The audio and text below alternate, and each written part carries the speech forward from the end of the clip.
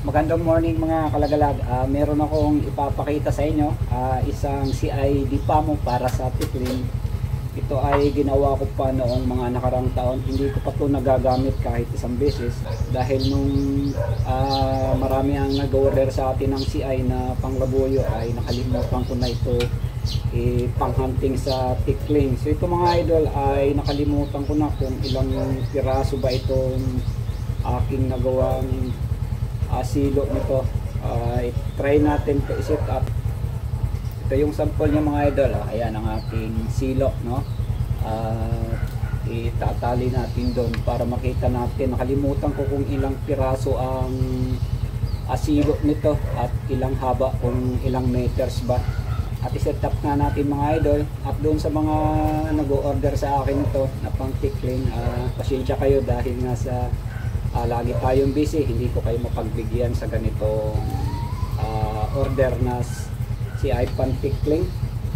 At nakapokus nga tayo sa paggagawa ng CI panglabuyo. So set up natin mga kalagalag para makita natin yung forma nito.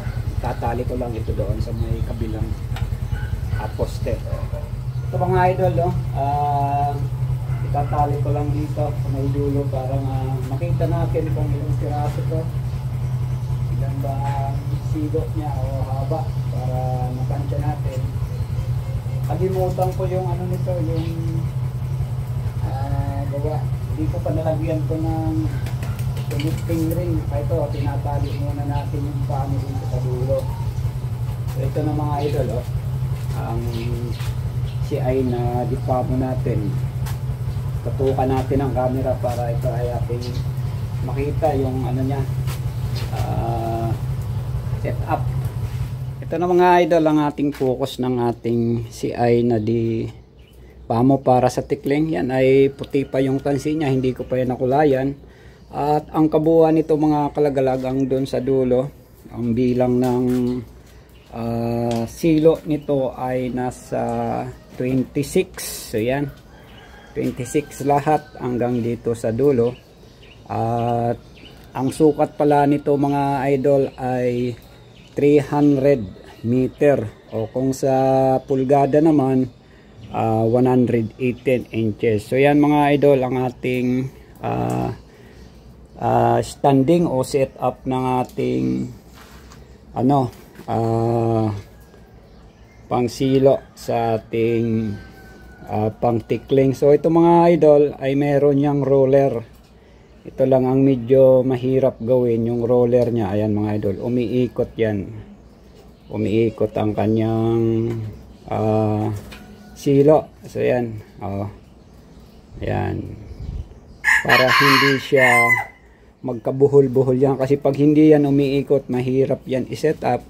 At kapag ito mga idol ay nadaanan nga ng tikling, ayan, babagsak ang ring. Pag bumagsak ang ring mga idol, ayan, dire-diretso na yan sa paa ng tikling. So dito na siya masisilo pag humigpit na yung ano natin, yung ring na may pamo. Tanso ang gamit natin yan mga kalagalag. So ito, ngayong season hunting ng labuyo, maraming gustong mag-ano nito sa akin, mag-order. Ang problema nga lang ay conduct tayo sa pa-order ng CI. So yan mga idol, ang ating Dipamo, no? At ito ay ginawa ko kasunod noong aking paggawa rin ng panglabuyo na CI. At ito nga ay aking nakaligpit lang ito dito sa akin mga kalagalag. At dahil nga doon sa may mga gusto mag-order ay naisipan ko i-vlog ito, i-share sa inyo. Bali hindi ko to nagawa ng tutorial sa YouTube.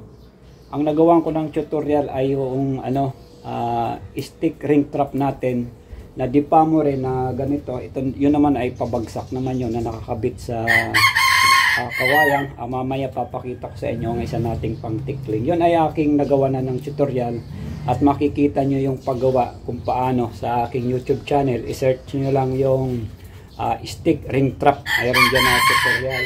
At ito mga kalagalag, Bali ang sukat nga nito ay 110 itong ano natin, itong tanse, no?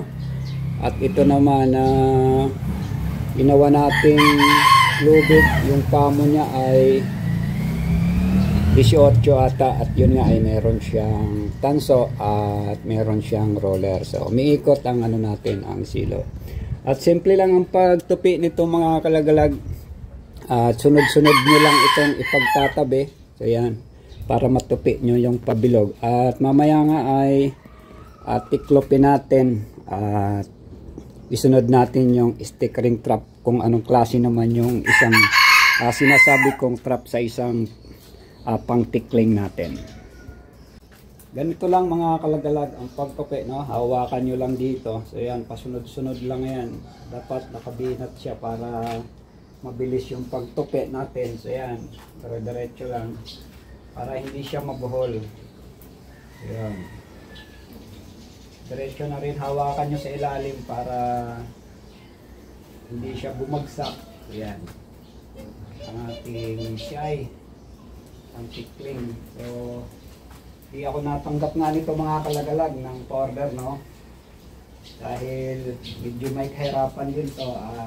Doon lang tayo sa CI Panglabuyo. Papakita ko ang tutorial nito. Gagawa ulit tayo ng isa.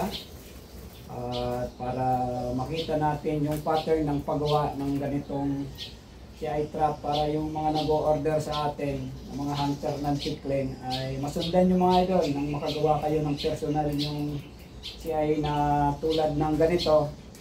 Hindi na kayo mag-order pa sa akin, makakagawa kayo nito, sigurado masusundan nyo to, dahil simple lang naman. Pag nagaya nyo ang tutorial ay napakadali lang. Sasabihin ko rin yung mga materyales, kung ano yung mga ginawa natin dito mga idol. So ito mga kalagalag, ang CI natin nakatupi. Ayan, at papakita ko rin yung stickering trap, no? Dalawang klase kasi ang ginawa kong pang tickling na trap. At yung isa nga ay marami na ring views. May mga nagpapasalamat na rin sa akin na nagaya nila kahit medyo may kahirapan yung pagbutas doon sa kawayan. Ito pa mga idol, ang isa nating pang tickling trap. Bali ang nagawa ko nito ay 18 piraso. At ito ay nasubukan ko na, nagamit ko na ito ng isang beses at nakahuli nga tayo ng tickling. Ito ay isineset up ko lang doon sa mga butas-butas sa damuhan na kung saan dumadaan yung tickling ay nakaabang to. Itinutusok ko lang ito. At meron tayong isang sample dito ng isa. Ito mga kalagalag ay ang materialis nito ay kawayan. May pamo rin siya at may ring na tanso. So yan mga idol. Ito naman ay ang pagligpit nito ganito lang. So yan. Ngayon kung isi-set up natin ito mga kalagalag, hihilain lang natin ito mga idol. So yan. Ito ay nakahuli na, kaya ito ay medyo nabalik na ng konti. So yan. Ganito siya pag hindi pa na i-set up. Ngayon kung isi-set up natin to para iabang sa daanan ng tickling, ganito lang mga idol. Ito ay, ang setup nito ay 1 by 1, isa-isa lang. So ito, ganyan mga idol. Ayan, naka-setup. Ganyan siya ang setup niyan. Itutusok lang natin to ng nakatayo. So yan mga kalagalag, kapag dumaan dyan yung tickling, yan ay itatapat lang natin sa damuhan doon sa palayan, yung mga butas dyan sa palayan, yung gitna. At kapag yan nadaanan mga idol ng tickling, halimbawa galing siya dyan sa unahan, papunta siya dito, ang mangyayari niyan, pag nahila niya, madulas ang ring nito mga idol yung tanso, pag nahila niya yan, ayan, dire-diretso na yan sa kanyang paa, mahuhulog na yung ring at mahuhuli natin yung tickling.